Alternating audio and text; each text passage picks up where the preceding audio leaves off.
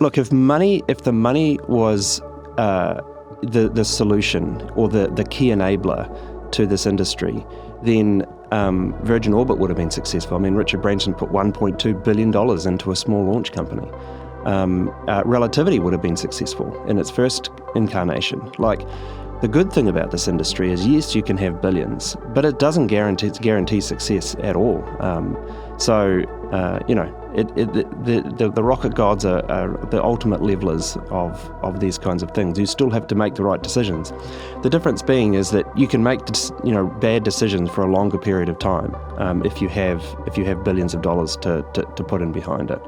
But I think we're proof that it doesn't take billions. It's just it just takes the right decisions at the right time, and you can also be successful. What did you make when you saw Eric go all in on relativity?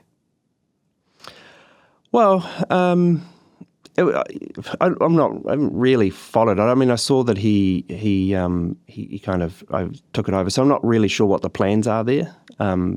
But I mean, you certainly, yeah. I mean, I think there need to be some significant changes within architecture and company and all of that to be successful, which I'm sure Eric's smart enough to see. Yeah, I mean, that was a bold move. We will see how it plays out. You talked about you can have all this money, but just continue to make bad decisions. When I was reporting my book and doing the movie, I mean, I talk about this in the book, and I think you and I have talked about it. It's kind of the most, it's like the question that stays with me the most, I think, from doing all this reporting, is that there were all these rocket companies that I was following, and, SpaceX was doing very well. And then obviously, like we talked about, you guys have done really well. You're in New Zealand. Most of the people on your team in the early days had never launched a rocket before. It was a bunch of 25-year-olds, mostly from New Zealand and Australia, a bit of Europe. It's like one of these situations where your American rivals seem to have kind of like everything on their side. And yet you were the ones that succeeded. And I bring SpaceX into this too, in that these seem to be the only two cultures that have figured this out. And I've never been able to put my finger fully on why this is. And you guys were always the one that didn't make sense. I don't know, like when you look at hindsight and you're able to reflect a bit, do you have any sense as to like why you guys figured this out when everybody else couldn't? Yeah, it's a good question. Look, it's not like one thing. I think that's what makes it hard. It's not like one thing that would be an easy thing to point to. I think it's a collection of a whole bunch of different stuff. I think in a lot of respects, the cultures between SpaceX and Rocket Lab are similar but different. The one thing that we really drive home here is hustle. And that means different things to different people. But in the Rocket Lab context, it means like, when there's an issue, you don't just sort of stop and accept there's an issue.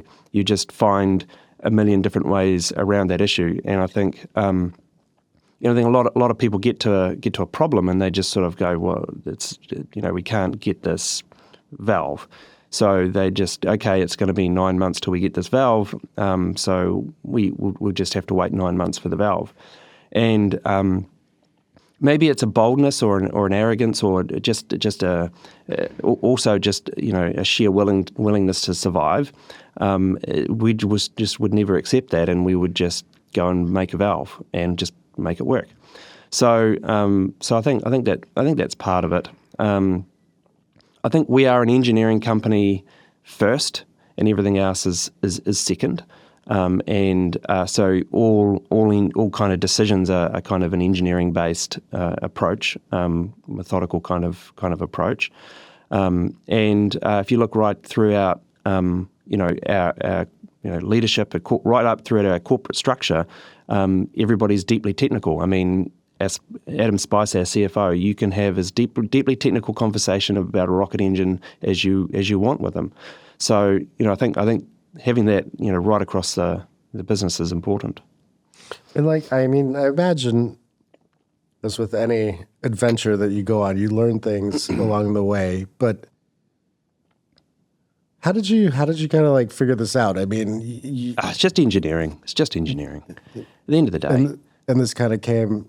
But what about the leadership side? You don't strike me as someone. Maybe you do. Do you read a ton of business books? I don't know. Where did you pull your? No, I've never read a business book or any of that self-help crap in my life. No. That's what I thought. Yeah, no. Everybody's got their own style, and I lead differently to other people in this industry and other companies, and they lead differently to me, and I think it's whatever kind of works. Are there big things that you've changed as the company's got bigger? No, not really. I think the thing I spend the most amount of time on is making sure things don't change, making sure that we don't, our culture doesn't evolve as we get larger. Particularly difficult when you go and acquire companies with their own distinct cultures and making sure that you infiltrate their culture with your culture. So I think I spend more time and worry about the magic of Rocket Lab being diluted more than changing anything, for a different system. Yeah, and along those lines, I imagine you have to be polite on these things because you're working with NASA and government customers and things like that. But look, when you guys were building your launch pad in New Zealand, you went at this ridiculous pace. As you've built your third launch pad in the United States, there's a reality to this, that there's bureaucracy surrounding this just by nature of kind of where it is. Because I know this culture that you set up in New Zealand and in Southern California. But so what has that experience been like? I have to suspect you cannot always go as fast as you would like to. No, but there's always two approaches to this, right? There's one approach where you get up into everybody's junk and just get angry and publicly shame and all those sorts of things, and then there's the other approach where you try and convert the people to your way of thinking and bring them along on the journey, and I would say that genuinely. The vast majority of the time, that's the approach we've always taken as a company, whether it be with the FAA or anybody else. We've always tried that approach. So on occasion, you have to just call it out, and take a different approach. But I guess that's one thing that's a little bit different. So yes, we had to deal with a lot more bureaucracy than we normally had to deal with. But the Electron pad at LC2 at Wallops Island, let's not forget we built that in 9 months. So we built it quick. Now we couldn't launch off it quick because of an autonomous flight termination system that was quagmired and regulatory. But Neutron's pad is the same. That is a big pad, and it has been built in record time. So within a couple of years, that pad has been built along with its assembly buildings. So yep. Sure, there's certainly certain things that bureaucracy certainly slows you down and gets in the way. But we've been pretty successful at converting that bureaucracy into supporters, and it not being much of a drag.